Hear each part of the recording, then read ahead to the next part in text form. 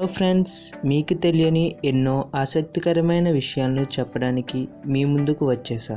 నా పేరు తేజ. మీరు చూస్తున్నారు manufacturing with Teja YouTube channel.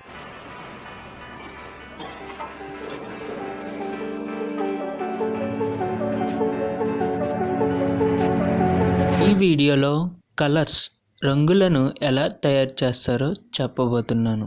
మనం ప్రతిరోజు ఉపయోగించే రంగులను 2 విధాలుగా తయారు చేస్తారు. మొదటిది నేచర్లో దొరికే వస్తువులతో కలర్స్ని తయారు చేస్తారు. వీటిని నేచురల్ కలర్స్ అని అంటారు.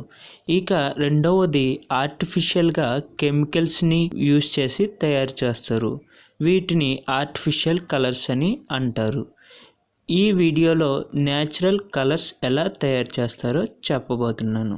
నేచురల్ కలర్స్ని 2 రకాలుగా తయారు చేస్తారు. మొదటిది భూమిలో దొరికే రాళ్లను ఉపయోగించి తయారు చేస్తారు. దీనిని రాక్ కలర్స్ అని అంటారు.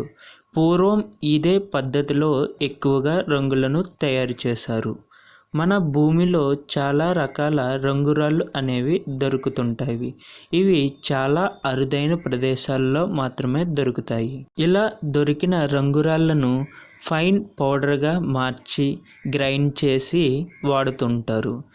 ఇలా కొన్ని రకాల కలర్స్ మాత్రమే మనకి భూమిలో దొరుకుతాయి. కనుక ఈ కలర్స్ని మిక్స్ చేసి కొత్త కలర్స్ అనేవి తయారు చేస్తారు. ఇక రెండవ పద్ధతి వచ్చేసి మనకి నేచురల్గా దొరికే కొన్ని రకాల మొక్కల నుండి, పువ్వుల నుండి, ఆకుల నుండి, వేళ్ళ నుండి తయారు చేస్తారు.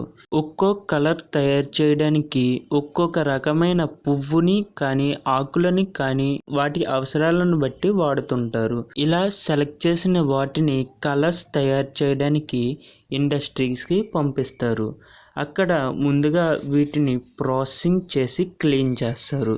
తర్వాత వాటిని 120 డిగ్రీల వేడి కలిగిన నీటిలో 2 నుండి 3 గంటల పాటు ఉడకబెడతారు.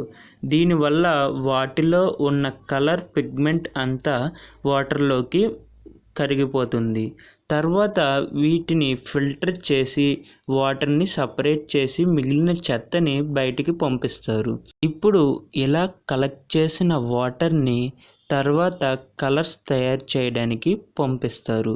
ఇక్కడ ఈ వాటర్ని బాగా బాయిల్ చేసి చిక్కగా అయ్యే వరకు తయారు చేస్తారు. ఈ చిక్కని కలర్నే కలర్ పిగ్మెంట్స్ అని అంటారు. వీటిని డైరెక్ట్గా లిక్విడ్ కలర్స్గా వాడతారు లేదా పౌడర్ కింద కన్వర్ట్ చేయడానికి వీటిలో కొన్ని న్యాచురల్గా దొరికే పిండ్లను లేదా పౌడర్స్ను కలుపుతారు. కలిపిన తర్వాత అది ఒక పేస్ట్లా తయారవుతుంది. ఇప్పుడు ఈ పేస్ట్ని బాగా వేడి చేసి పౌడర్గా మారుస్తారు.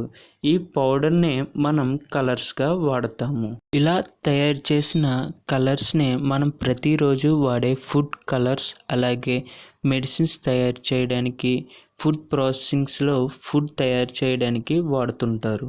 నేచురల్ కలర్స్ ఎలా తయారు చేస్తారో తెలుసుకున్నారు కదా. నెక్స్ట్ వీడియోలో ఆర్టిఫిషియల్గా కలర్స్ని ఎలా తయారు చేస్తారో చెప్తాను. ఆ వీడియో కూడా మిస్ అవ్వకుండా చూడండి. ఈ వీడియో నచ్చినట్టయితే లైక్ చేయండి. మరిన్ని ఇంట్రెస్టింగ్ వీడియోస్ కోసం నా ఛానల్ని సబ్స్క్రైబ్ చేసుకోండి. Thanks for watching. మరో సరికొత్త టాపిక్తో మీ ముందుకు వస్తా. Bye friends.